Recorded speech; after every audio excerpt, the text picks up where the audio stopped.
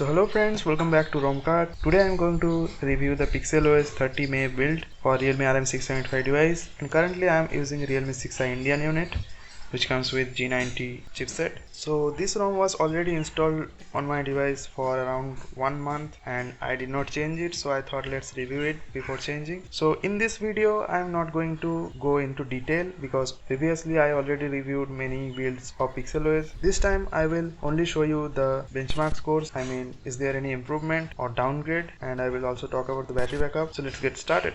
So first of all, let's start with the benchmark scores. I tested Antutu, and in Antutu I got 3,79,697. So this is a good score, and this score is without any performance tweaks or without using any performance script, you can say, and any other things. So this is all stock performance, and I also tested the CPU thermal throttling, and this was the result. You can see it's not that good and not too bad also. You can see it is little bit stable in the end, but there is fluctuations. But I have already showed you how to get a graph like this when you have root access. If you want to know how, then check out this video.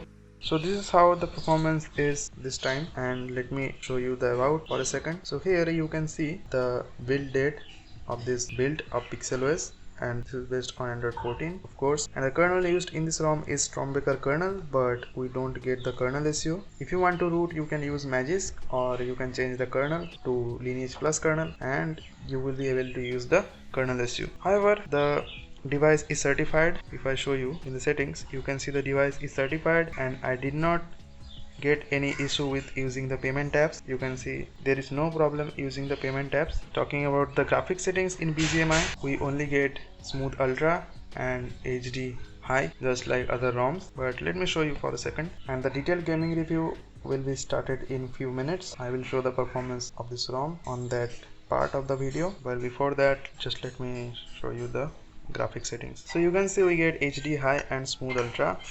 This is the default setting of this build. If you want to change the settings, then you have to do root, and there is no major change in this build.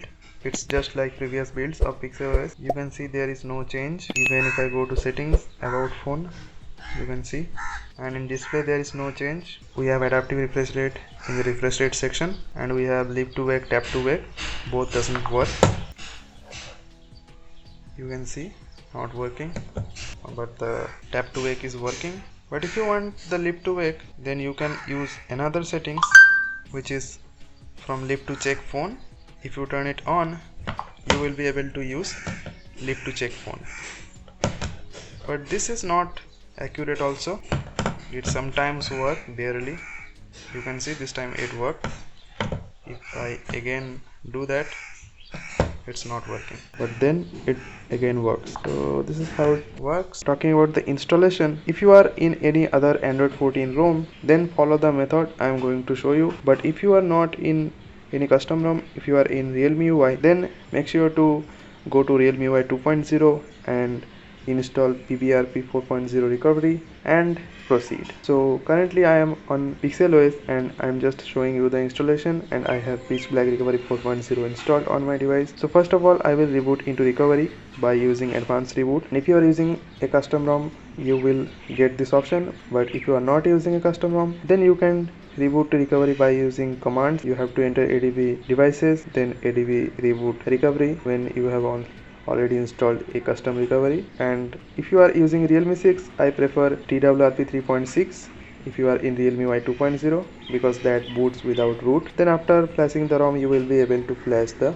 recovery before doing format data. So here it's asking for password, but if you are flashing a custom ROM, make sure to remove screen lock, or that may cause issues. So first of all, it's not that tough. You can go to wipe and wipe the Dalvik cache data and swipe, but that is not mandatory. And after that, go to the directory where you have saved the file. So I have the ROM in the internal storage. In the download, as you can see, I have PixelOS zip, so I will click on it and swipe to confirm flash. Now when the installation is complete, go to home and go to wipe, format data, type yes and hit enter. After that, the device will be formatted. Then again go to home and click on this icon and reboot to system. So the installation is pretty easy. Wipe Dalvik cache data, flash the ROM, then format data and reboot to system. So that's basically the installation. Talking about the battery backup of this build, there is no improvement from the previous builds. The battery backup is just the same. I got around 5 hours of screen on time, which could be better in this build. So now without wasting more time, let's get to the gaming review, and I will do this from the FPS meter. So yes, I have rooted this ROM with Magisk. That's why I have the FPS meter right here. And guys, please avoid any background noise that you can hear in between the video. So after using a module, I have unlocked the Extreme Plus option. The FPS meter is not working, you can see, and we also don't get the AOSP FPS meter. You can see when I swipe down, there is no FPS meter. Let's just relaunch the, still you can see it's not working, so just leave it. The video is already being recorded at 60 fps, so you will get an idea how smooth the FPS is. So let's just stop this, and you can see the RAM management is also good. Whenever I go to home, the game is not restarted, it's still there in the RAM. So yes, the RAM management is good. So let's do a team deathmatch.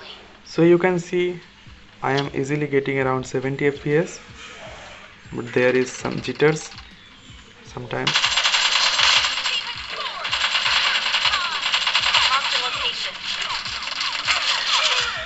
And again, I am not using any kind of performance mods. You can see all stock performance.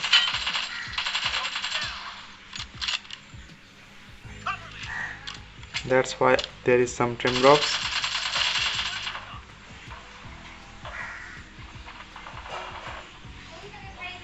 So you can see even after unlocking the 90 fps, we're still getting around 40 fps.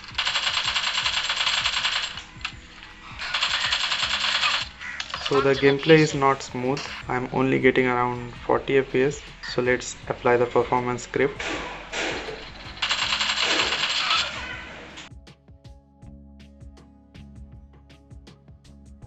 So the high performance mod has been applied. I'm in the script, and now the frame rate is really good. I'm getting more than 70 fps.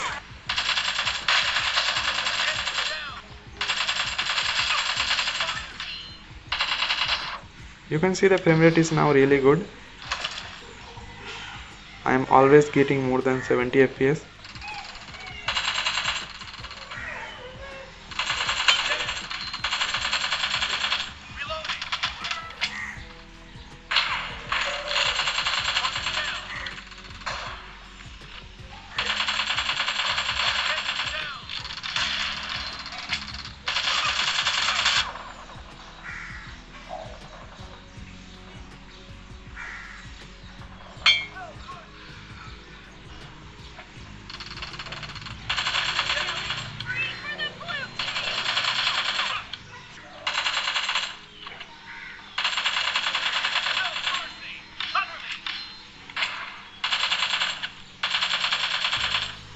So you can see after applying the script, the gameplay is really smooth.